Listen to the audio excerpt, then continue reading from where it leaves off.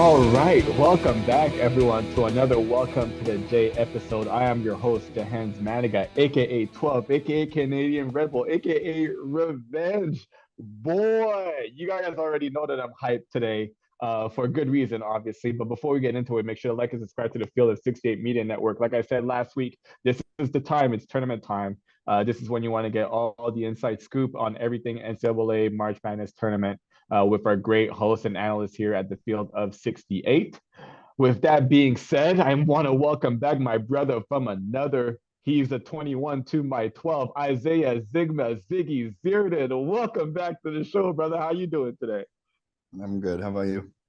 Bro, I'm feeling good. I'm feeling nice. The Jays are in the Sweet 16 after such a crazy season that we've had. It's just it's really fun. It's really nice to do a podcast like this where the Jays were able to advance past the first weekend when, a lot of people wrote them off because of how the season was going. We'll definitely get into all of that, but I know you had the chance to watch both games this weekend. I just kind of want to know your initial feeling when you heard that buzzer go down after we beat Baylor. What was your initial thoughts? What were your initial feelings? What was going through that brain of yours, Z? Oh, I was just happy for the guys. I know how long a season can be, and it's always nice to, get some revenge. Looking back at what you guys, when you guys lost. But no, I was happy for the guys, happy for Mac and the coaching staff. So I'm just happy being a fan and watching. Lots of things to be happy for sure. Like I just mentioned, the Jays make it the Sweet 16. They first hit it by beating NC State in the Friday game, 72 to 63, a 9 point win where Ryan Kalkbrenner absolutely went crazy. Second Jay at the time ever to go for 30 plus in the tournament, 31.7 rebounds. Kaluma, Nemhard, Sharman all chipped in with 10 points in that one. What stood out to you about the way that Kalkbrenner played? How was he able to be so effective and really did a number on NC State's defense? Well, the first thing is he did a great job getting position and giving the guards a target of where he wanted it. And then a lot of times they were trying to front or fight high side, and he just did a great job of sealing them. And obviously, it goes unnoticed a lot, but just the spacing on the floor, um, having so many shooters, they can't help all the time. They can't be all the way helping for when somebody's trying to front. And so I think it was just obviously, great job on his part, getting the position, but then just as a team, finding them and spacing the floor. I thought a big part of that too was, you get so used to the Big East schedule. We saw Biscuit what the last like 22 some games for the Jays was in that Big East schedule where teams know each other like really well. When you watch, obviously, not only the Jays play in the first round, but all the other games that were going on around the nation, it just kind of shows a little bit like what happens when teams are slightly unfamiliar with what you do, right? Like I was saying it Right. last year with some of the misdirection plays that Coach Mack calls for Kalkbrenner that like leads to all those high lows and those chances for him to get deep position in order to catch the ball and finish right at the hoop. A team like Villanova is not going to fall for that. You know what I mean? And they might Right. not be as talented as this year's NC State team, but just a slight bit of unfamiliarity allows Kalkbrenner to just be able to seal inside, get those high-low looks. And, like I was looking at the assists across the board, no J had more than 5 assists, and like 3 J's had 4 assists. So it just kind of goes to show like everybody was chipping in with those high-low passes. It wasn't just a connection of one or two guys.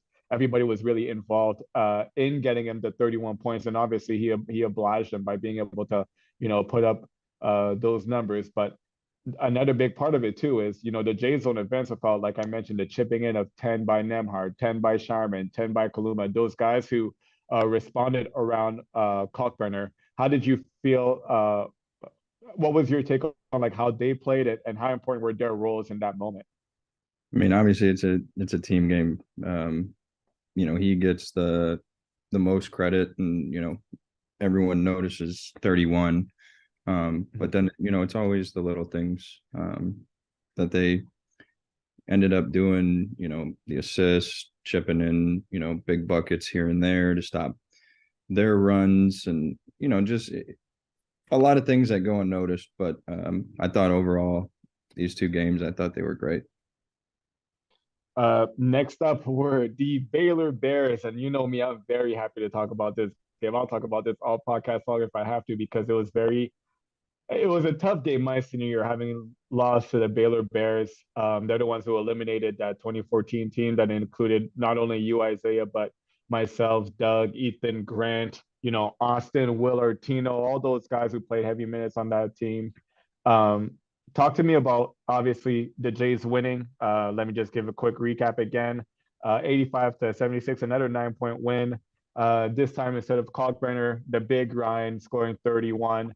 It was Ryan Nemhard, the little Ryan, who scored 30. Um, Francisco Farabello came off the bench, timely threes. He knocked down three of them.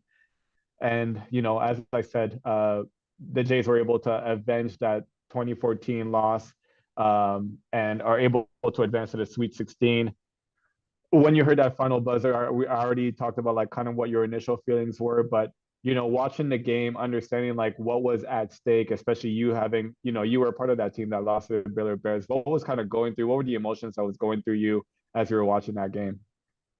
Um, to be honest, I was just more hoping that it was the other way. Like meaning when we played or when you played, I just got to watch. But when you guys played, it was just a blowout.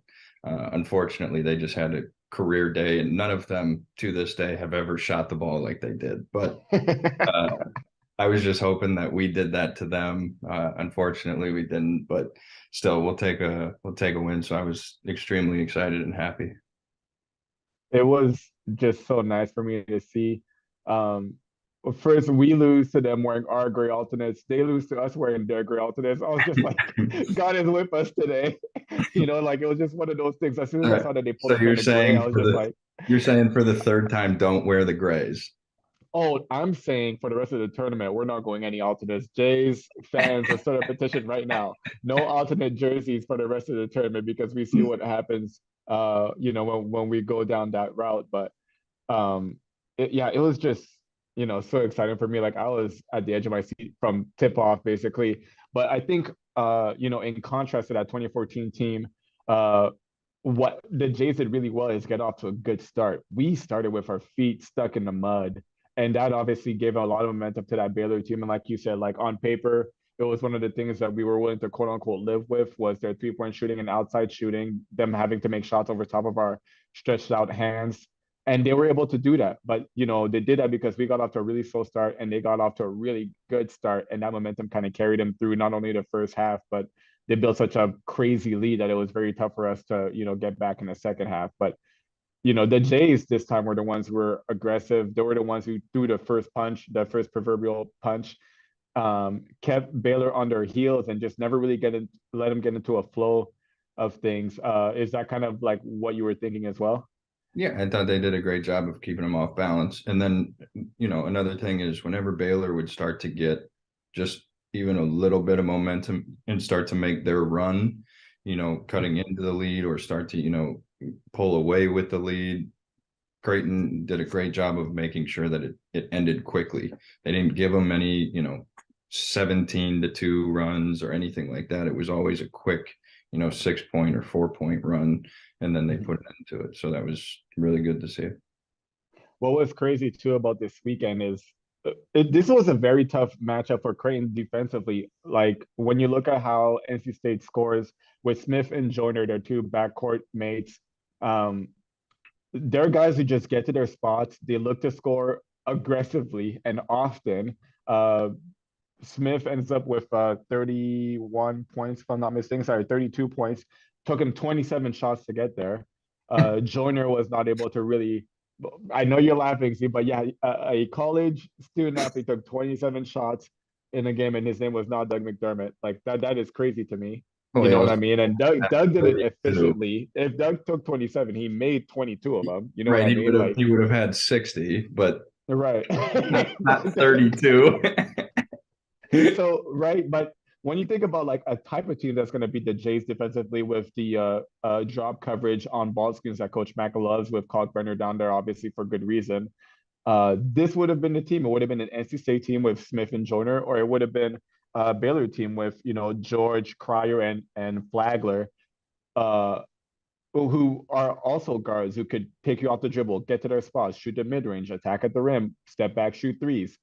So, how did you see this fare for the Jays? Obviously, when we saw the draw, and then how maybe surprised were you how well the Jays, defensive construct held up against what NC State and Baylor likes to do, which is to give the ball to their ball handlers, let them get to their spots, let them shoot at will.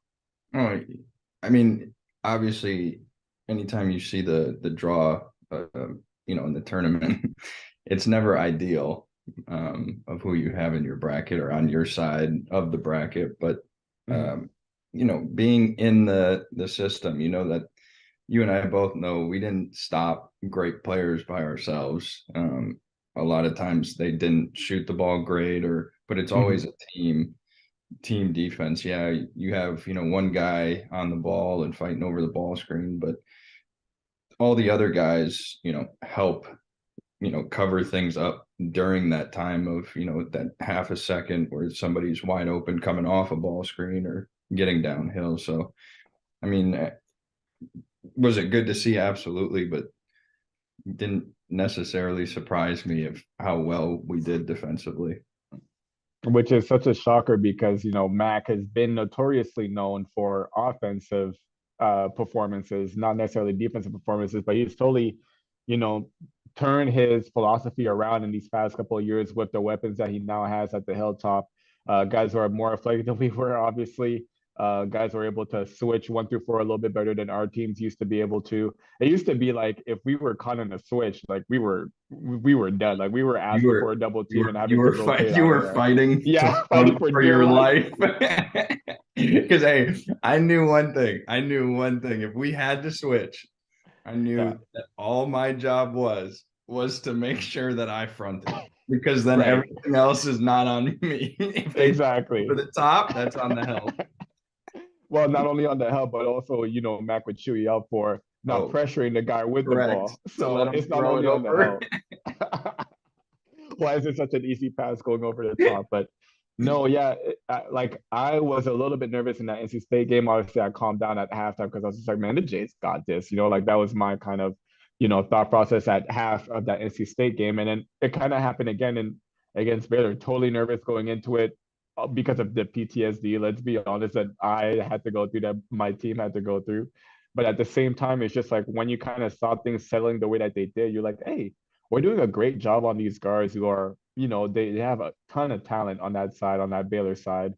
We're doing a great job fighting over screens, late challenging on those mid-range pull-ups, closing out hard, not letting them get any rhythm threes up. And obviously with Cockburner down there clogging up the lane, like the Jays did an incredible job as they've kind of done all year of doing that. So yeah, again, we sometimes we get a little bit worried when we see what's in front of us, but once you see the boys come out and perform and execute the game plan the way that it's supposed to, it's a thing of beauty for sure. Now I definitely want to get into this because I'm definitely gonna be one that's gonna catch a little flack because of my, let's call it, criticism and analysis of this year's team. But this has been such a tough team to dissect. Like, let's be honest. Uh, at the very beginning of last year, right? So let's go back to when the three sophomores who played the bulk of the minutes now, Kaluma, Nemhard, Trey Alexander, when they were freshmen, I thought that them coming in, they were going to have a really tough freshman year because the Big East is a tough conference to play in. They were going to take their lumps and their bruises, but they're going to have a fantastic sophomore year and take the Jays maybe further than any other team has gone.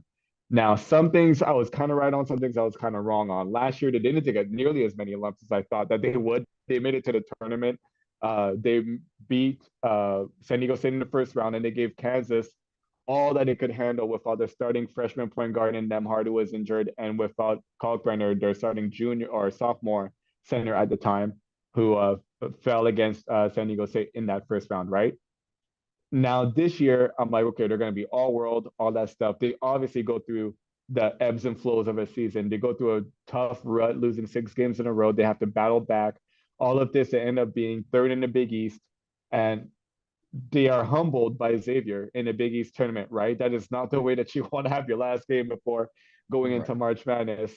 But they're able to once again climb out of that, beat two very tough teams, an ACC opponent, a Big 12 opponent, both extremely good in their own right. And now they're on to their second Sweet 16 in as many as 3 years under Coach Mack. Talk to me about the whole season, the roller coaster that it's all been, the ups and downs, the ebbs and flows that this team has had to go through, and what makes it so special about this? What is so special about this group that they're able to survive all of that and still battle their way to have a chance to play in the Sweet 16 game coming up this upcoming Friday? Well, the last time you had me on the podcast, we had talked about the shooting slump that they were in during that losing streak, and like I said, they just haven't lost confidence in themselves. Obviously, everyone's going to talk on the outside about what they need to do, why they, are losing, what this and that, and why aren't they shooting, more mid-range or layups and instead of settling for threes. But you can tell that even though they're young, they're not necessarily, they're not seniors like, your senior year, you guys were very senior heavy.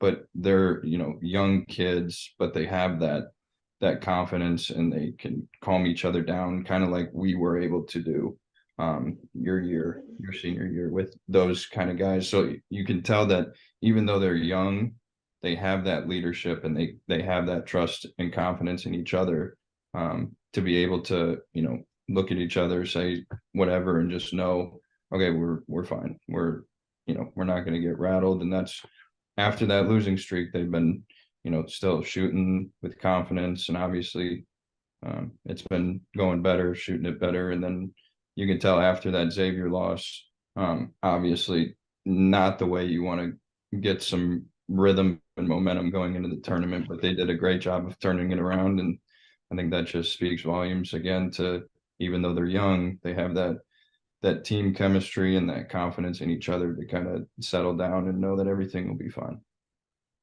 Mac was asked a similar question in the post-game presser after the Baylor game, and he really credited the leadership of his seniors, which in this team is Sharif Mitchell and his Baylor Shireman. Sharif, who doesn't play as much as I'm sure he would like to, but he does play a pivotal role behind the scenes, how the team prepares, his intensity defensively when he comes in spurts.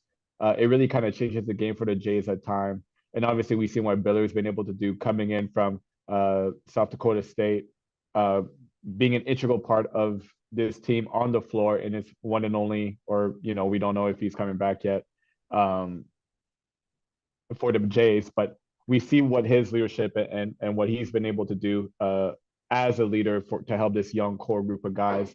But what Coach Mack really stressed on is the fact that when they were going through that stretch, those guys literally never pointed fingers at each other, and I think that's something that kind of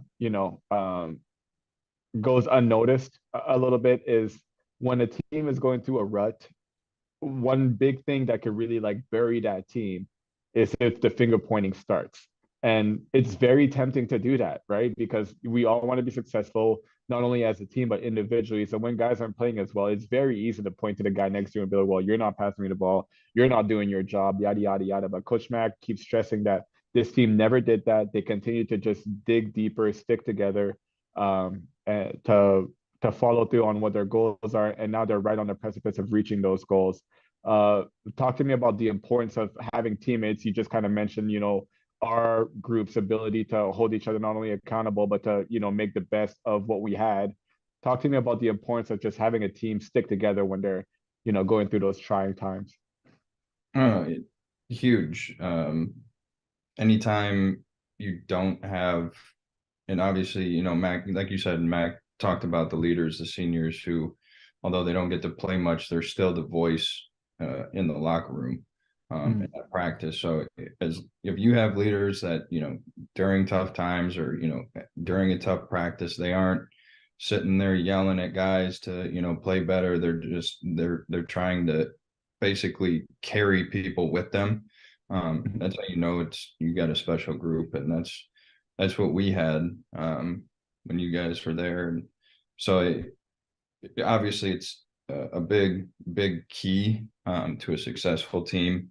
And I think that's what, makes them different, with the slump that they went through and, the ups and downs, ebbs and flows, as you said. So I think that's, yeah, I mean, that's a huge thing that people don't see behind closed doors. Another thing that I definitely wanted to bring up, obviously, I mentioned Nemhart's 30 points. Right alongside with him, Trey Alexander, 17 points. So the backcourt of Creighton combined for 47 points. Um, I've always said that for teams to make deep runs in these types of tournaments, obviously in March Madness, you need great guard play. Like you're not going to find a Final Four team around that's kind of really relied, sorry, on back to the basket low post game nearly as much in the last like 10 to 15 years like it was in the past. I'm talking about like the Ewing years, the Mutombo years, like those days are kind of over as far as like current basketball is concerned. Um, so obviously like they have something in this group that another Sweet 16 team led by Marcus Zagorowski had with it, which is great ball handling, the ability to make decisions on the fly, ability to score on your own when the going gets tough. So talk to me about like this backcourt and what you've seen from them not only for this game but all season long, as far as their ability to, really play well when the moment calls for it the most. Well, they have that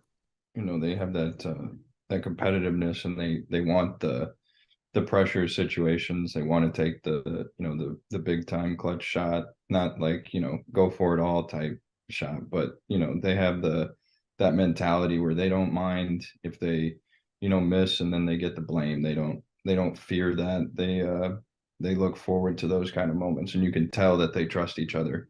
And they have that connection, on the court, even if it's on defense. You can tell when guys, have been around and know each other so well, that they don't have to really worry about each other. It's just a natural thing, and you can tell that they have that.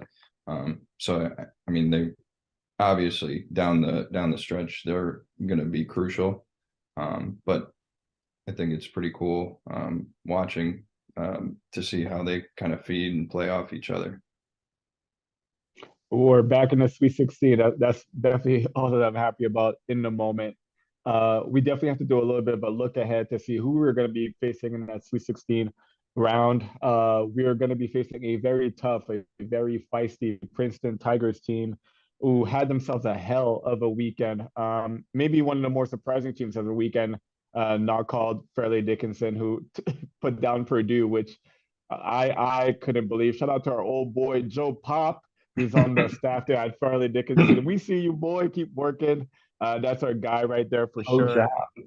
Yep, my guy. But yeah, a Princeton team that defeated Arizona and Missouri on their way to a Sweet 16 berth. What was most impressive for me the whole weekend was holding an Arizona team that we really struggled against in the Maui Invitational Finals. Um,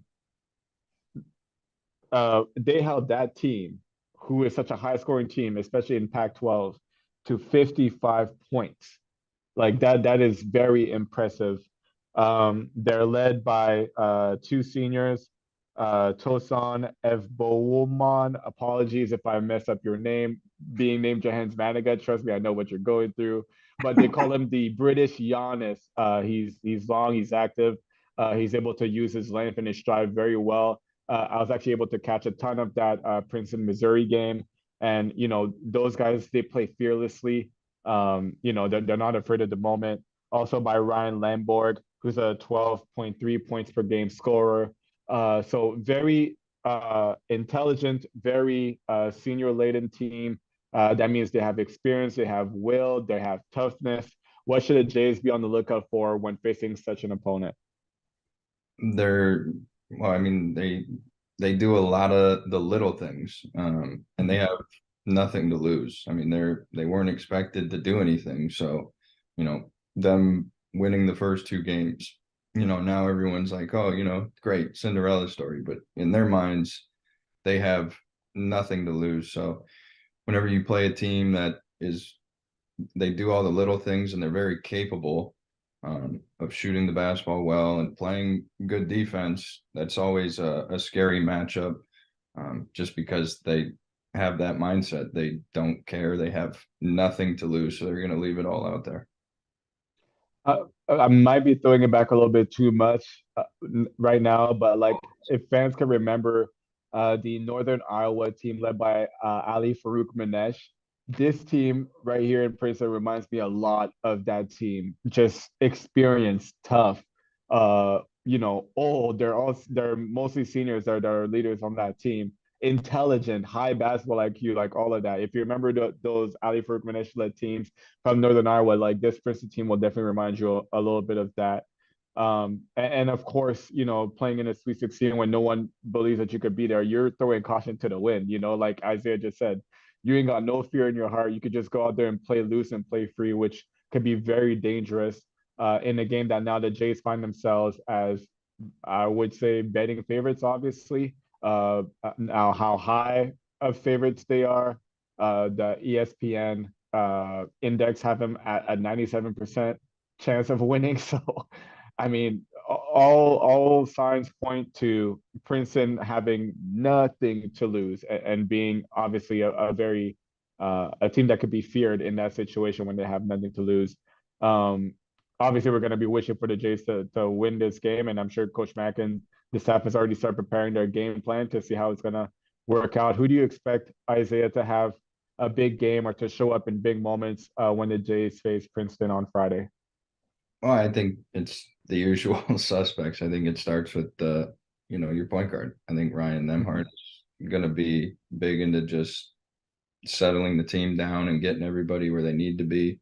And then obviously, I think Trey Alexander will be, those two. I think the backcourt for Creighton coming up is just going to be the dynamic duo, just helping them starting, getting them going, and just kind of pushing past Princeton, and then obviously into the Elite Eight. I have yet to see like the injury list. Obviously, we saw Mason Miller go down with that ankle injury, but my only wish, obviously, is that the Jays are all healthy, all able to go because we need our lot of players here to play against this team. Because, like I said, they're going to be tough. They're going to know when to crash offensively. They're going to know how to rotate defensively. Like they're going to know what they're going to be doing out there. And I just think that we just need our lot of players to be healthy and ready to play. Hoping that Farabello hits up with a couple more timely threes. That was definitely a good thing to see with someone that has struggled to shoot, throughout the entirety of the season. Coach Mack mentioned in the post-game presser that, him and Farabello had plenty of conversations about in a moment, we're going to need you. Keep shooting the shot, like they're going to go in when we need them. And we saw him prevail for us in that Baylor game. So, yeah, it's going to be a fun, exciting game. Very much looking forward to it. Isaiah, what are you going to be doing while you're watching that game? Where are you going to be? Are you going to a sports bar? What are we doing? Are we at the crib? Are we having a couple of beers? What are we doing, Z?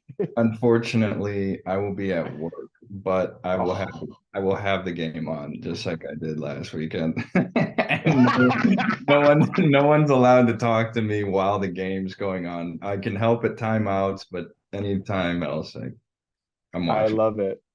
I love it. I'm definitely gonna have a glass of Chardonnay or two. Just watch it. It's gonna be, I think, midnight my time if I'm not mistaken. So, but which is actually early for me for these days. Game. I've stayed up, and maybe my team doesn't need to know this, but I've stayed up until like 4 o'clock for tip off. So it is all good. You know what I mean? Like it's all good. Z, thank you so much. Obviously, for spending a little bit of time. Definitely don't want to finish this podcast while shouting out a couple of guys. John Bishop, that radio call that you did, as it was counting down for the Jays victory, shouting out that 2014 team meant a ton to me. I already shouted you out on Twitter, but once again, I just wanted to tell you thank you, brother. That meant a lot. And for all the fans who have been asking, yes, I am able to sleep a lot better. Those Baylor Bears dreams have started to, or nightmares have started to, escape from my memory. Things are looking up. Everything is good now. Definitely shout out to Coach Lutz, who was at Texas A&M Corpus Christi, made it to the tournament in back-to-back seasons. He is now the new head coach at Western Kentucky as a Hilltopper. So congrats to Coach Lutz for that. And obviously D-Rock, who is at Drake, who made it to the tournament as well. Tough loss to Miami, where they had a chance to win the game. They were pretty much in control of the game, but as March Madness did what March Madness does, and Miami was able to come down the stretch and find a way to win that game. But a great year for Drake and Coach D-Rock and his program. So congratulations for that. Isaiah, anybody else caught your eye? Any other team, game caught your eye throughout this weekend? No, just the usual suspects. Obviously, I'm a Jays fan, Mhm. but I'm a Bama football fan. So I was watching Bama, and Yeah. they, they're the real deal. So, but everybody knows that. No surprise. I was just first time I actually got to watch a full game of theirs. But roll Jays. Well, quiet as kept, they are on the other side against San Diego State, right? So chance Right. for the Jays to meet them in the Elite Eight if that comes to fruition, or if Bama ends up losing, we're going to have another one of these brother versus brother match at San Diego State versus Creighton, Kaluma versus his brother there that plays at San Diego State. So we're going to have to hear the announcements for the entirety of the game every time they come within arm's reach of each other, just like last year. Mentioned that they're brothers and they grew up playing together. They're like, okay, we get it. Like, can we just watch the game? Come on. That's why I stopped paying attention to what the sideline announcers say. Especially, bro, I knew. Okay, real talk. I knew we were waiting when Charles Barkley picked Baylor. How about that? How about that? I said it. Yeah, I said it. As soon as I saw him and Kenny the Jet Smith talk about that Clark Kellogg, he's the real deal. He was just like, "Yep, that this Jays team, like they're real. Like don't sleep on them." Kenny the Jet Smith and Charles Barkley chose Baylor. I was like, "We're winning. We're good. We already know what's going on." So, When you get um, those two to basically not pick is when you're in good shape. man, they better pick Princeton this upcoming round. That's all I know. Um, Z, my brother from another, I love you, bro. Good to see you again. Good to talk Jays basketball with you again. Any last word that you have for Jays fans as we head into another Sweet 16 game in the March Madness tournament? Well, no, just roll Jays, and I'm looking forward to an Elite Eight. Roll Jays always looking forward to that Elite Eight for sure. Obviously, we can't look past a tough Princeton team. I can't stress that enough. But you can tell that me and Z are obviously extremely excited about the prospects of the Jays team in the Sweet 16. If they're able to win, it'll be as far as any Jays team has gone in their history. So big chance to make history, as Mitch Balk used to always say. It's a great day to have a great day. So let's get it, Jays. We'll see you guys on Friday. We'll be cheering loud and proud from wherever we are in the world. And as always, go Jays.